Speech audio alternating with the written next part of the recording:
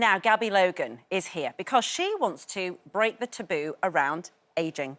And in the new series of her podcast called The Mid.Point, and it's called that for a very special reason, is it not midlife, Mid.Point, she's teamed up with some famous friends to talk about the joys and the challenges of getting that little bit older, including presenter Emily Dean. Yeah. Gabby is here now. Listen, is this your second series? No, the fifth. Fifth series, yeah. So you have spoken to dozens and dozens and dozens of people. Have you found a general theme and a general thread between, no matter what your background, what you're doing, there's some common denominator about what happens when you reach a certain age? No, and the great thing that you've used Emily there, because Emily she's not married, she hasn't got kids, she's, she's lost her parents and her sister, she's got no family left, so she's in a very different position to somebody who, say, has got 2.4 children and the four-wheel drive and, the family setup that's kind of that traditional model. And everybody's different in that stage of life. I think we're very different to our parents' generation now in terms of whether you've had a career, whether you've had a family late, what you're, And so it's interesting, people's concerns and differences, at this stage of life. But there is one thing that, I think people health-wise, whether it's women in the menopause, whether it's men and kind of losing hair or losing muscle, all those things are biological, physiological, so they happen whatever you've done in your life, no matter how much money you've made, how much success you've had, where you've, all those things are going to happen to you. I was listening to, I think, the one with Phil Neville this morning. It was just the one I was, let me quickly listen to that. I thought it was interesting because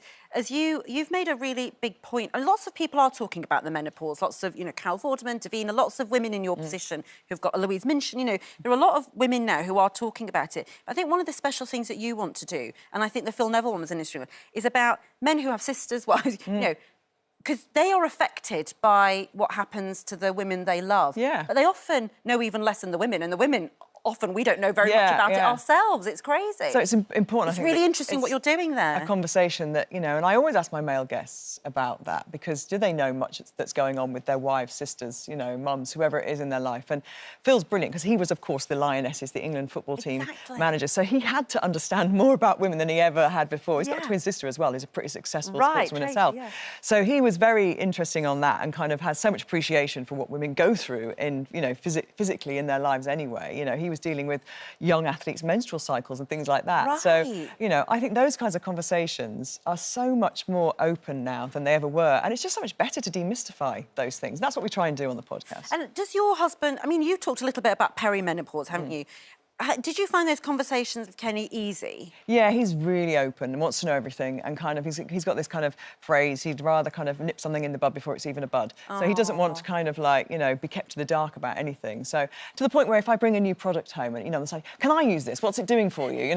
He doesn't want me to steal a march on him in the ageing process. But the thing about the podcast, it's not about the kind of, we don't talk about anti-aging, because actually we all want to get older because we want to be alive and well. Every birthday is a thing to be proud of. Exactly. So it's not about saying, oh God, I'm lying about my age, or I'm kind of, I don't want to admit to where I am. I'm proud to have done the things that I've done in life, and you want to kind of celebrate your life. And do you find, I think there's like a sense that there's a certain type of wisdom that comes and it sort of hits you out of nowhere. You're like, oh, actually, I know stuff now, and I can be confident that I know this. For the first 20 years of your career or whatever, between 20 and 40, you're sort of scrambling, trying to pretend you know it all. Yeah. And there comes a point where you sort of almost feel like, OK. Yeah, I've done my, 10,000 hours, Malcolm Gladwell calls it, and I've been on, that kind of process, if you like, of kind of learning, whether it's career-wise, life-wise. Things happen to us, don't we? We lose people, we celebrate things, we have landmark birthdays, we have big occasions happen, and all those things, we garner wisdom, I think. And you talk a bit about the empty nest syndrome for those who have children, and today we've got, obviously, the story about David Beckham and his son getting married this weekend.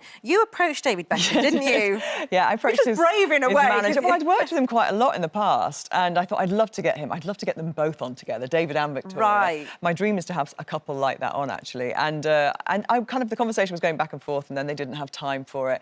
Maybe David's not quite embracing middle age just yet. I'm not sure she is either. I think they want to be ageless, I think, in many ways. Yeah, but that's the thing. I'm surprised at how many really well-known people have talked about this period of their life. Like Penny Lancaster is married to like one of the iconic pop stars, of all time, and she was so brilliant and candid about going through the menopausal symptoms, and it's not something to be ashamed of. And and neither is it for a man to kind of admit to, you know, Andrew Cotter, who you might know from Mabel and Olive. Oh, yes, yeah, with the dogs. Yeah, he's kind of like got this brilliant curmudgeonly kind of predisposition, and he just talks about, there's nothing good about your bones creaking, and he's like, but that's how some people might feel, you know, and I think there's nothing wrong in, you know, in just saying, yeah, there's some things that are really rubbish about getting older, there's some things that are really brilliant about getting older. And it's poignant that you say, look, getting older is something to be proud of, because you suffered a great loss in your family, didn't you, with your brother who died at just aged 15.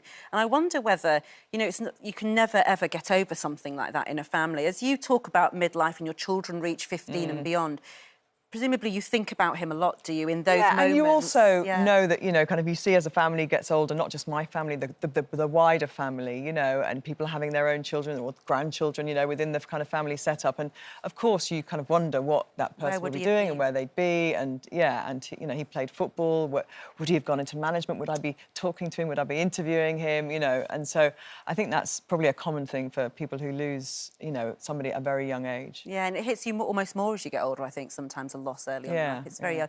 Now, you've been doing something really brave, which is I'm from the north and I like the cold. I can live with the cold, but you've gone to the extremes, haven't you? Yeah. Tell us what this is that you're doing. This is Freeze the Fear with Wim Hof, which starts next Tuesday night, 9 o'clock, BBC One. You see there Holly Willoughby and Lee Mack are the hosts, and then 8 of us, some might say 8 of us idiots, 8 of us got together, and we were brought together, didn't know each other, to go through these challenges, to learn Wim Hof's method, which is about breathing and cold water therapy.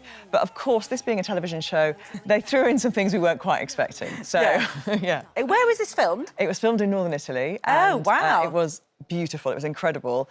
We did some things that I never imagined in my life I would ever do. Well, I tell you what, we've got to go now, but the open water swimming in cold is a great thing for when you hit a midpoint and you need to clear your head. I felt like I'm at the age where I should do a show like that and kind of like prove to myself and not just host it, which is what you probably thought you should do. It was much colder doing that. I noticed Holly was wearing nice warm clothes most of the time, but you know.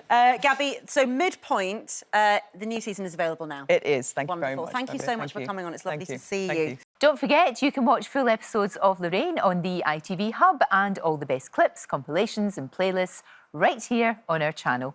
Just subscribe now and you'll never miss an upload. Click here to watch another video similar to this one, or click here to head to our channel's homepage to explore all of our exciting videos.